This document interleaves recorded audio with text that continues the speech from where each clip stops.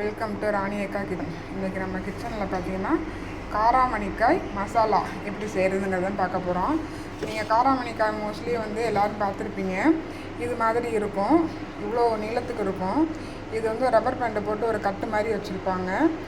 நான் அப்படியே முழு கட்டை உங்கள்கிட்ட காமிக்கணும்னு நினச்சேன். ஆனால் எங்கள் அத்தை அதுக்கு முன்னாடியே அரிஞ்சிட்டாங்க அந்த காயை.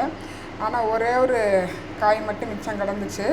அதனால தான் அதை எடுத்துகிட்டு இப்போ உங்கள்கிட்ட காமிச்சிட்ருக்கேன். இது மாதிரி தான் இருக்கும் காராமணி காய்ங்கிறது. எங்கள் ஊரில் இதை காராமணி காயின்னு சொல்லுவாங்க. உங்கள் ஊரில் இதை என்னன்னு சொல்லுவாங்கன்னு கமெண்டில் சொல்லுங்கள். வாங்க நம்ம காராமணி காய் மசாலா எப்படி செய்கிறதுங்கிறத நம்ம வீடியோக்குள்ளே போய் பார்க்கலாம். நம்மளை காராமணி காய் மசால் பண்ணுறதுக்கு பார்த்திங்கன்னா ஒரு கடாய் ஒன்று அடுப்பில் வச்சுருக்கேன். அந்த கடாயில் 1.5 ஸ்பூன் ஆயில் போட்டிருக்கேன். ஆயில் அதிகமாக சேர்க்கக்கூடாது, ஏன்னா அந்த காய் எண்ணெய் இழுக்காது. அதனால் ஆயில் கம்மியாக போட்டுக்குங்க. இப்போ எண்ணெய் நல்லா காஞ்சிருச்சு. ஒரு 1/2 ஸ்பூன் கடுகுளுந்தம்பருப்பு சேர்த்துக்குங்க. ஜீரகம் ஒரு 1/4 ஸ்பூன் சேர்த்துக்குங்க. ரெண்டும் சேர்த்து நல்லா வெடிக்கட்டும். அது நல்லா வெடிச்சிருச்சு.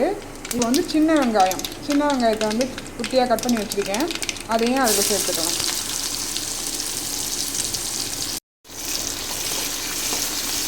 சின்ன வெங்காயம் சேர்த்ததுக்கப்புறம் நல்லா கிளறி விட்டுக்குங்க. இப்போ ஒரே ஒரு கொத்து கருவேப்பிலை அரிஞ்சு வச்சுருக்கேன், உருகி வச்சுருக்கேன். அதையும் அது கூட சேர்த்துக்குங்க. சேர்த்து ஒரு பரட்டி விட்டுக்குங்க.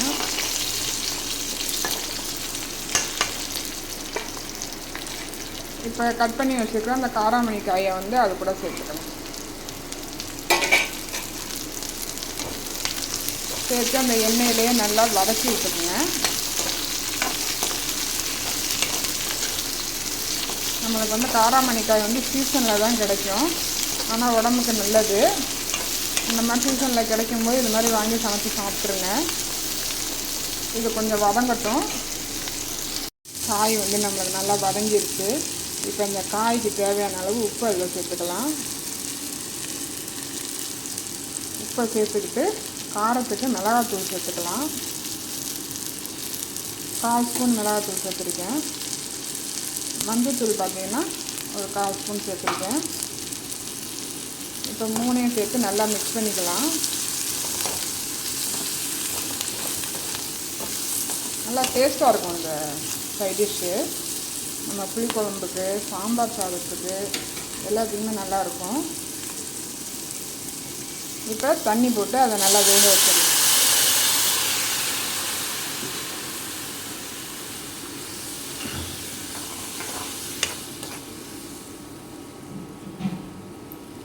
காய் கொஞ்சம் நல்லா வேகட்டும். காய் நம்மளுக்கு பாருங்கள் நல்லா வெந்துருச்சு. இது பாருங்கள் சூப்பராக வெந்துருச்சு. இந்த டைமில் பார்த்திங்கன்னா ஒரு அரை கைப்பிடி அளவு தேங்காய் எடுத்து சோம்பு சேர்த்து அரைச்சி வச்சுருக்கேன். அதை அது கூட சேர்த்துடலாம். நம்ம காய் எவ்வளோ செய்கிறோம் அப்படிங்கிறத பொறுத்து தான் தேங்காய் சேர்க்குறது. நான் இன்றைக்கி அந்த ஒரு கட்டில் பாதி தான் வறுவல் பண்ணியிருக்கேன்.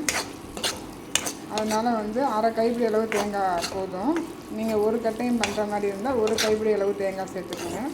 தேங்காயும் சோம்பு ஒரு 1/4 ஸ்பூன் சேர்த்து நல்லா நெய்ஸாக அரைச்சிக்கிட்டு இந்த மாதிரி போட்டு அதில் மிக்ஸ் பண்ணிக்கோங்க. இப்போ நான் நல்லா மிக்ஸ் பண்ணி ஒரு பாத்திரத்துக்கு மாற்றிக்கிட்டு காமிக்கிறேன். அந்த மசாலா நான் ஒரு பாத்திரத்துக்கு மாற்றிக்கிட்டேன். பாருங்கள், உண்மையாலுமே சொல்கிறேன் வேறு லெவலாக இருக்குது. நான் இது வரைக்கும் இந்த காய் சமைச்சதில்லை. இன்றைக்கி எங்கள் அத்தை தான் இது மாதிரி பண்ணேன் அப்படின்னு சொன்னாங்க. அவங்க சொன்ன மாதிரியே நான் பண்ணினேன். செம்ம டேஸ்ட்டாக இருந்தது. நானுமே இப்போ தான் ஃபஸ்ட் டைம் சாப்பிட்றேன். நல்லா டேஸ்ட்டாக இருந்தது. நீங்களும் நான் சொன்ன மாதிரி அளவுகளோடு நீங்களும் வீட்டில் ட்ரை பண்ணி பாருங்கள். ட்ரை பண்ணி பார்த்துட்டு எப்படி இருந்துச்சுங்கிறத நீங்கள் கமெண்டில் சொல்லுங்கள். உங்களுக்கு இந்த வீடியோ பிடிச்சிருந்துச்சின்னா லைக் பண்ணுங்கள், ஷேர் பண்ணுங்கள், சப்ஸ்கிரைப் பண்ணிக்கோங்க.